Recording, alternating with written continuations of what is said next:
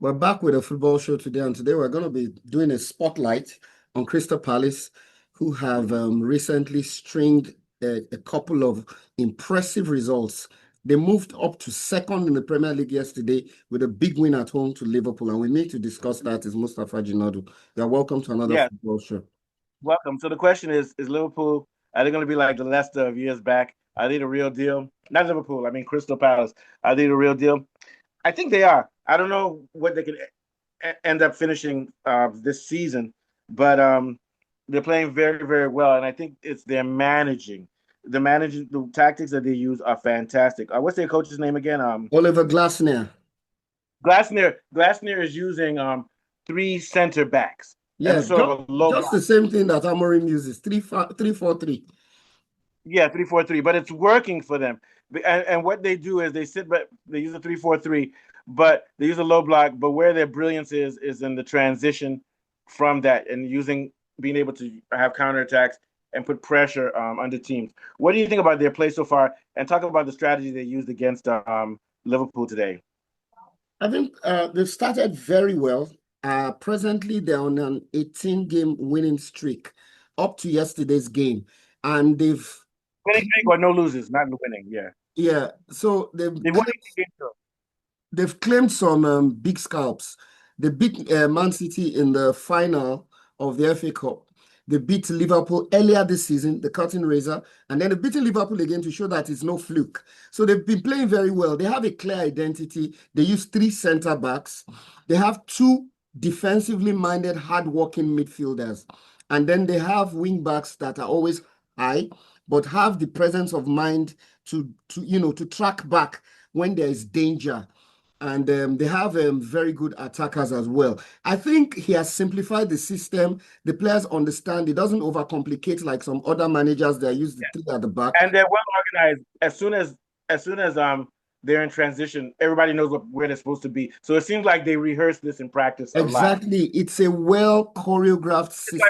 It's like watching Roman, like how the Romans used to fight when they'll go into their Exactly. Exactly. they, So so everybody's well timed. And also they said that he overhauled a lot of their fitness training so that they have to be really fit. Because even though they don't play press, they have a high energy style of football, and their of wings are course, very of explosive. course. Yeah. They're very And energetic and the yeah. guy who scored the goal, Keisha, very good Yeah, player. it's Yeah. Ismail Assar.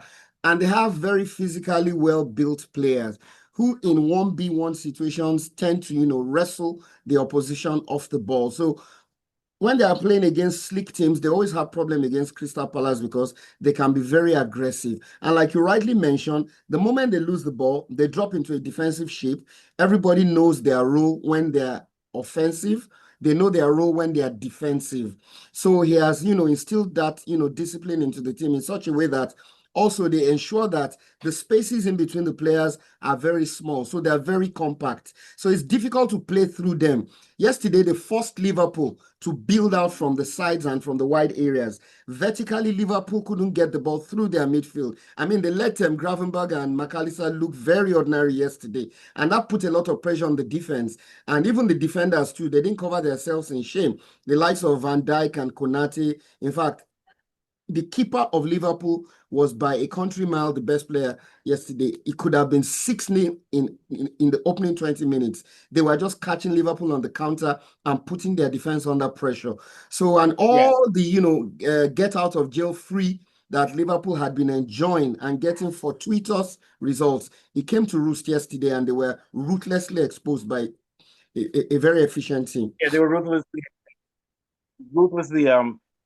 exposed by a efficient team. And right now they are unbeaten. They're the only team this year that's unbeaten. Yeah, sure. They have 3 wins and 3 draws. Now, let's get to their weaknesses. Their weaknesses, this is a long campaign. This is a brutal year. They don't have the depth that some of these big teams have. So Yeah. they're gonna have to stay healthy. And I think having to play in other cup tournaments is going to wear them out to a certain extent. Also, they have a very good defensive system, but I have a feeling they may draw too many games this year because they don't score a lot of goals. They're not a high scoring team. But otherwise, this has been an excellent job by them. What are your thoughts? I agree with you.